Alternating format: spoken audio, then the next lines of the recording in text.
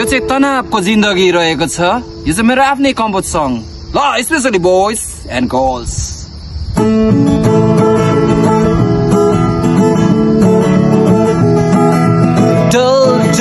काम लाग्छ दिनमा बोरिङ लाग्छ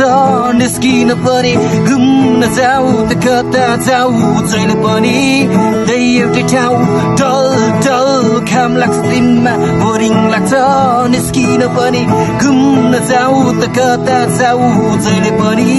त्यही एउटै ठाउँ नजाऊ भने साथी रिसाहाल्छ अनि निस्किन मलाई मन लाग्छ पकेट छाम्दा खोजिने रित्तो लाउन मलाई कस्तो यो लोदर लाग्यो